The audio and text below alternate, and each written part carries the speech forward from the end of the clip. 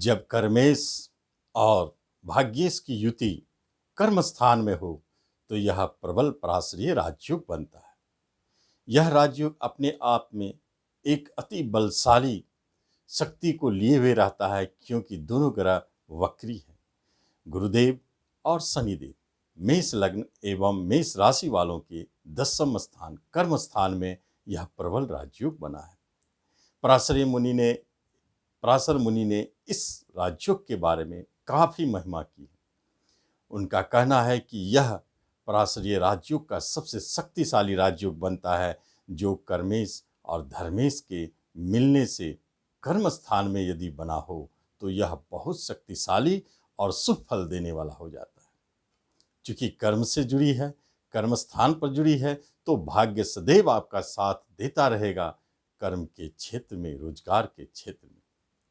और दूसरी बात, जब धन भाव पर ही धन के स्वामी वक्री होकर के स्वगृही होकर बैठे तो यह भी एक बहुत शुभ धन संबंधित संकेत देता है। साथ साथ में पंचम का स्वामी सूर्य भी है, जो दोनों की युति आपके मन मस्तिष्क में धन प्राप्ति के लिए चाह को उत्पन्न करता है। यह एक महत्वपूर्ण धन योग बन जाता है, जिसे लक्ष्मी योग भी कहते हैं।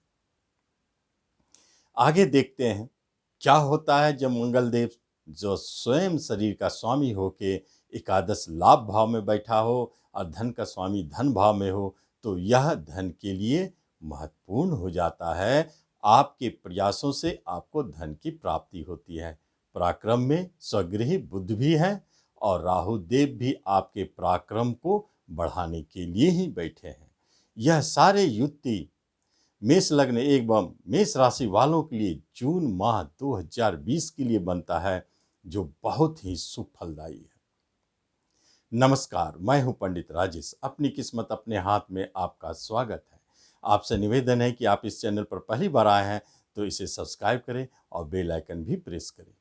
आगे बिजनेस के लिए स्थिति क्या है। जब धन भाव में पंचम बुद्धि के साथ योग कारक होकर बैठे हो तो बिजनेस तो धनदायी रहेगा ही, और इस अवधि में जो बिजनेस प्रारंभ करेंगे वह तो बहुत ही शुभ और लाभ देने वाला हो जाता है।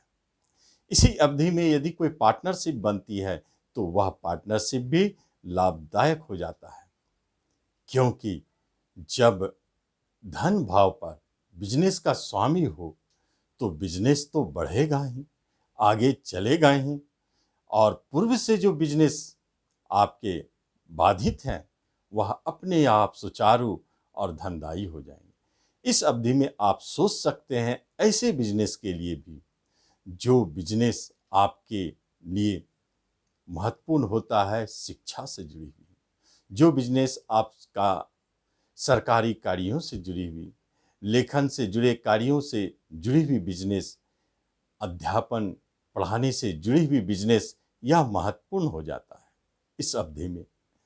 आगे देखते हैं कर्मस्थान में जब इतने प्रबल राजयोग बने हैं पराशरीय, तो फिर कर्म संबंधित सफलता तो निश्चित है, लेकिन यह राजयोग लंबी चलने वाली है, अक्टूबर 2020 तक चलने वाली है। इसलिए आपको सतत प्रयास करते रहना चाहिए कि अपने कर्म को हासिल करें। उसके लिए आपको यथोचित ऊर्जा, उत्साह और हिम्मत मंगल की तरफ से मिलता रहता है, और राजयोग तो अपना प्रभाव दिखाएगा ही, भाग्य तो आपके साथ रहेगा ही। इसलिए आपके द्वारा किए गए प्रयासों से आपको कर्म की और जॉब की प्राप्ति होगी। प्रमोशन और इंक्रीमेंट, यह तो इस राजयोग में विरासत के रूप में मिली हुई है, वो तो मिलेगा ही। जो इस अवधि में अपने रोजगार संबंधित स्थान परिवर्तन करना चाहते हैं उनके लिए भी यह महत्वपूर्ण है। बाय द वे, यदि आपकी स्थान परिवर्तन होती है तो आप निश्चिंत रहे, वह स्थान परिवर्तन धनदायी और राजयोग कारक है, क्योंकि 12वें का स्वामी गुरु भी इस राजयोग में शामिल है। यदि देखा जाए शिक्षा के लिए, तो जब शिक्षा का स्वामी ही राजयोग में हो तो शिक्षा संबंधित कार्य बाधित कैसे हो सकते हैं। शिक्षा बराबर बनी रह सकती है, उस शिक्षा की प्राप्ति का भी योग बना हुआ है, और जो भी विघ्न बाधा शिक्षा में आ रहे थे वह स्वतः ही खत्म होता हुआ दिखता है। और ऐसे शिक्षा जिसका समापन ही धन देना शुरू कर दे, वैसे शिक्षा को सफलता दिखता है। परिवार, रिश्तेदार, कुटुंब, ये सब धन भाव से देखे जाते और वहाँ बहुत सुंदर योग बने हैं, तो इसका अर्थ यह होता है कि आपके रिश्तेदार, कुटुंब आपको धन से मदद करेंगे, उनसे आपका बनाव बहुत अच्छा बना रहेगा और वह भी धनी, उन्हें भी धन प्राप्ति का सहयोग बना हुआ है। विवाह के लिए कुटुंब भाव में बना हुआ यह योग स्पष्ट संकेत है कि विवाह के लिए जून तक आपको रुकना चाहिए। जून के बाद विवाह का योग गुरुदेव बनाएंगे, लेकिन जून तक बातचीत तो कर सकते हैं। वह आपका बातचीत हमेशा सकारात्मक रहेगा, कहीं से भी उदासी और निराशा जैसी बात उसमें नहीं दिखती है। कभी कभी ऐसे संयोग बनते हैं क्योंकि पंचम प्रेम स्थान विवाह स्थान के स्वामी के साथ जुड़े हैं, तो वहाँ से यह संकेत मिलता है कि जो प्रेम को विवाह में बदलना चाहते हैं, उनके लिए यह महीना बहुत सहायक है और उन्हें यह कदम उठाने के लिए इससे अच्छा माह कोई नहीं हो सकता है।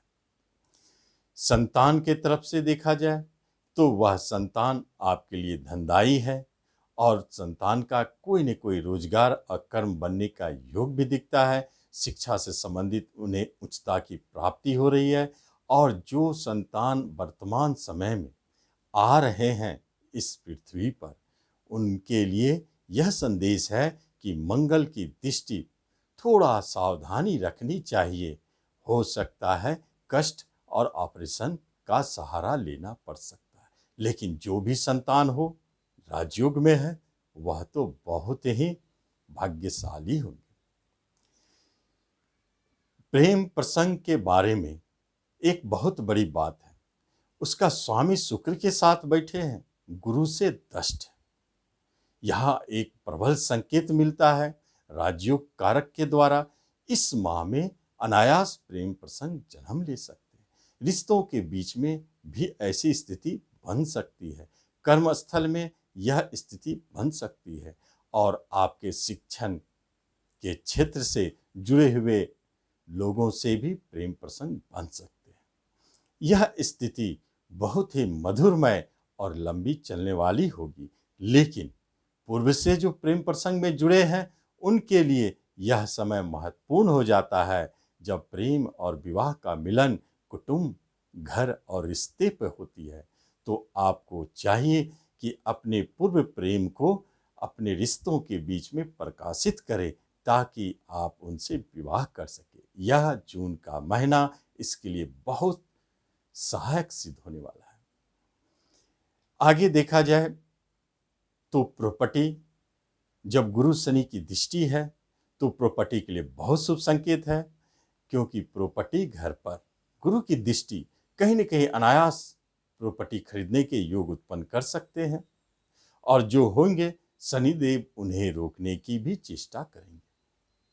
लेकिन गुरु की यह कहना है कि यदि आप प्रॉपर्टी बेचना चाहते हैं तो निश्चित इस माह में आपका कोई भी अटका हुआ प्रॉपर्टी बिक सकता है। धन के लिए जब धन भाव पर ही धनी स्वगृही बलशाली है और गुरु की दृष्टि हो तो प्रबल धन योग बनता है और यह धन योग अनायास अचानक आपको धन भी देता है। इनकम घर भी मजबूत स्थिति में है, इसलिए साइड इनकम, साइड बिजनेस और शेयर सट्टों से बड़ा लाभ का संकेत भी देता है। यह स्थिति धन से जुड़ी हुई महत्वपूर्ण संकेत देता है।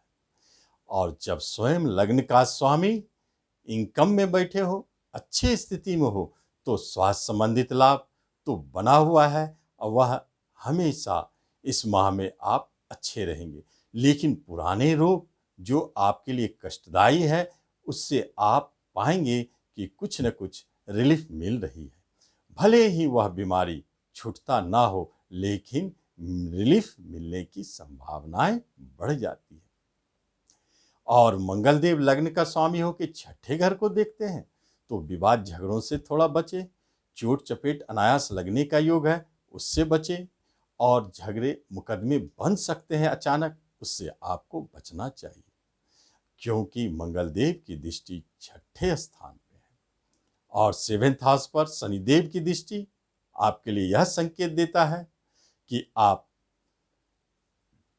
जो भी प्रॉपर्टी खरीदने जा रहे हैं या बिजनेस प्रारंभ करने जा रहे हैं, तो सर्वप्रथम शनिदेव की अनुमति ले ली। इसके लिए आपको शनि मंदिर जाना चाहिए और शनिदेव को प्रार्थना करना चाहिए, उनकी पूजा करनी चाहिए, तेल चढ़ाना चाहिए और कहना चाहिए कि मैं विवाह के लिए आगे बढ़ रहा हूँ या बिजनेस करने के लिए आगे बढ़ रहा हूँ, आप मुझे सफलता देंगे, लाभ देंगे। जरूर शनिदेव का आशीर्वाद लेके इन 2 कार्य को प्रारंभ करें, आपको लाभ दिखेगा। तो इस तरह आप देखते हैं कि जून माह का राशिफल आपके लिए क्या शुभाशुभ फल दिखा रहा है। किसी कारणों से यदि शुभ फल में कमी दिखती है तो आप जान ले कि आपकी दशा अंतर्दशा आपका साथ नहीं दे रहा है। और साथ साथ में यदि मेष लग्न है और राशि पर 7.5 है तो थोड़ा परेशानी दिखेगी, बाकी आपको शुभता घटित होगी, इसका आप लाभ लें। धन्यवाद।